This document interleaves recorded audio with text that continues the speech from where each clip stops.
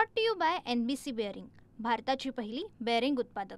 ठाकरे गटाचे नेते खासदार संजय राऊत यांनी मंत्री नितेश राणेवरती अवमानाची याचिका दाखल केली होती, आबरू नुकसानाची याचिका दाखल केली होती आणि या याचिकेवरती आज न्यायालयामध्ये सुनावणी होती।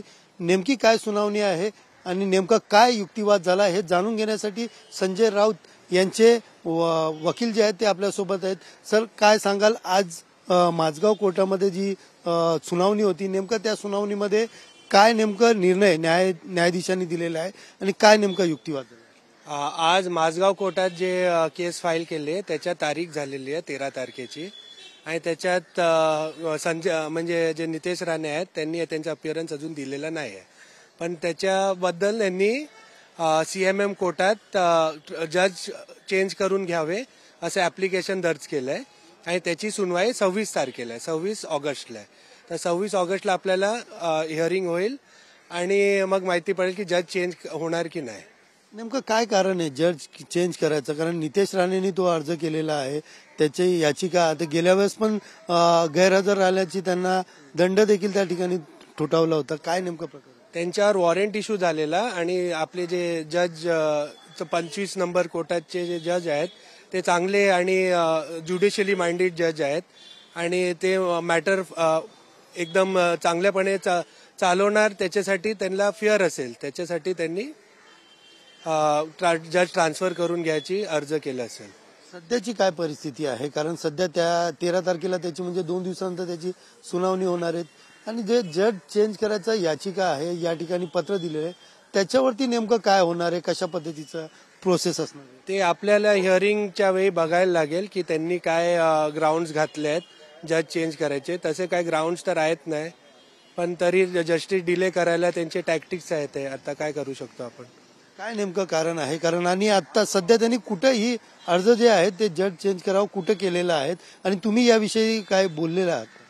जज चेंज करायचा अर्ज 26 म्हणजे मेन CMM कोर्टात चालतं मॅटर, तर तिथे त्यांनी आपलं ऍप्लिकेशन फाईल केलंय आणि त्याची तारीख 26 ऑगस्ट झाली आहे। तर 26 ऑगस्टला आता पुढची हिअरिंग होईल आणि त्याच्यावर डिसिजन घेतलं जाईल किंवा जज चेंज करायचं की नाही। फौजदारी आणि आबरू नुकसानीचा जो दावा तुम्ही दाखल केलेला आहे त्याची काय सध्या परिस्थिती आणि पुढे तुम्ही काय तुमची भूमिका असणार? त्याच्यात प्ली अजून रेकॉर्ड झालेलं नाही आहे आणि प्ली रेकॉर्ड झाल्यावर ट्रायल चालू होईल आणि केस पुढे चालेल, पण ते ट्रायल चालू जस्टिसला डिले करायला हे सगळे ऍप्लिकेशन्स फाईल केले जात आहेत। मग तुम्ही यांना चॅलेंज करणार आहात?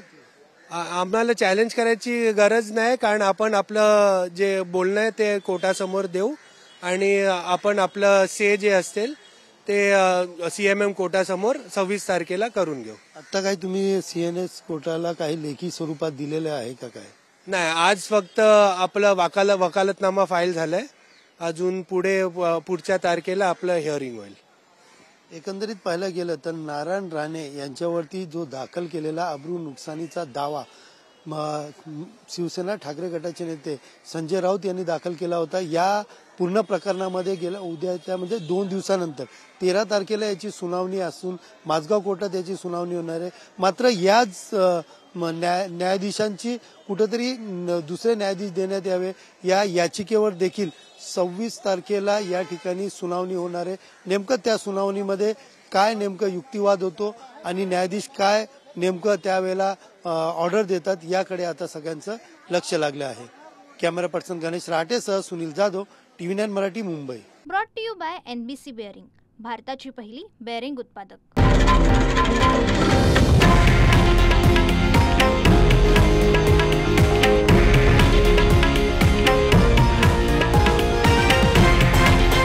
हे आहे देशातील नंबर 1 न्यूज नेटवर्क आणि आपण पाहत आहात TV9 मराठी, एकमेव।